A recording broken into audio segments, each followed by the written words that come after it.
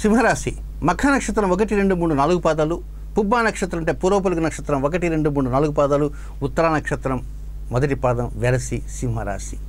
ఈ సింహరాశికి 6వ స్థానంలో 6th హౌస్లోనే ఈ పాక్షిక చంద్రగ్రహణం జరుగుతుంది. ముఖ్యంగా ఈ సింహరాశి జాతకులు గుర్తుంచుకోవాల్సింది ఏమిటంటే, అప్పులు చేస్తున్నారా, ఏ స్థాయిలో చేస్తున్నారు, ధర్మ వడ్డీతో తెస్తున్నారా లేక 10 రూపాయల వడ్డీతో తెస్తున్నారా, అది గుర్తుంచుకోండి.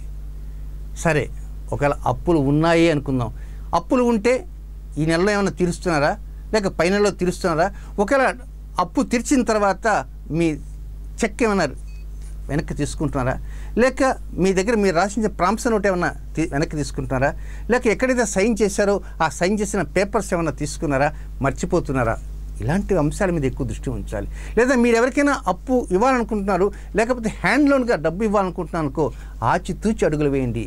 తీసుకునేటప్పుడు చక్కగా తీసుకోవచ్చు, ఇచ్చేటప్పుడే పరిస్థితులు వ్యతిరేకంగా ఉంటుంటాయి.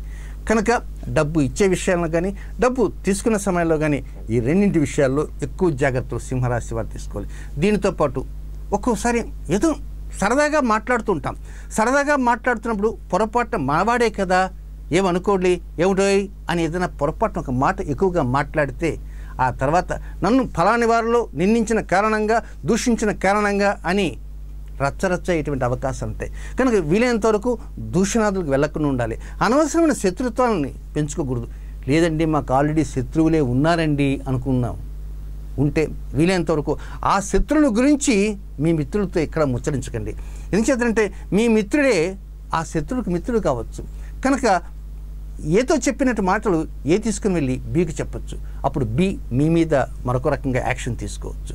కనుక రుణాల విషయంలో కావచ్చు, అలాగే శత్రువుల విషయం కావచ్చు, వీటన్నిటికంటే ముఖ్యంగా మీలో ఏదో తెలియనటువంటి రుగ్మత ఉన్నదా లేదా అనే విషయం పక్కన పెట్టండి.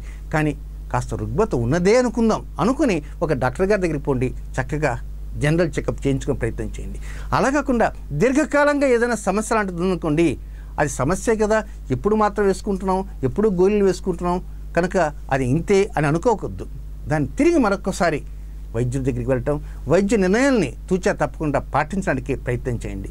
సో టోటల్గా ఏతావాత చెప్పొచ్చు అది ఏంటంటే, సింహరాశి జాతకులు రుణం ఇచ్చేటప్పుడు కానీ రుణం పుచ్చుకునేటప్పుడు కానీ, అలాగే ఎదుటి వారితో మాట్లాడేటప్పుడు చాలా జాగ్రత్తగా ఉండాలి. శత్రువుల్ని ఎక్కడ శత్రువులు ఉన్నారు, ఎక్కడ మిత్రులు ఉన్నారు, శత్రు మిత్రత్వాలు గమనిస్తూ మాట్లాడుతుండాలి. అలాగే అనారోగ్యం, వీటితో పాటు డ్రైవింగ్ చేసే సమయంలో ఎక్కడైనా పొరపాటున సెల్ ఫోన్ మాట్లాడుతూ వెళ్ళొచ్చు. అది ఒక్కోసారి ప్రమాదానికి గురయ్యేటువంటి అవకాశాలు కూడా ఉంటుంటాయి.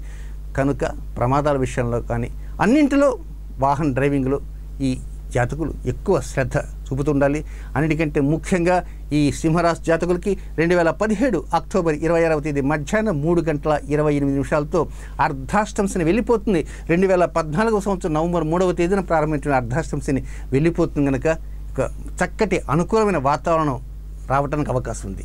కానీ ఇదే పాక్షిక చంద్రగ్రహణం 6వ స్థానంలో జరిగిన తర్వాత శ్రావణ అమావాస్యకి మరొక సంపూర్ణ సూర్యగ్రహణం కూడా ఇదే సింహరాశిలోనే, ఇదే సింహరాశి అధిపతి రవికి రాహుగ్రస్తంగా సంపూర్ణ సూర్యగ్రహణం జరుగుతుంది.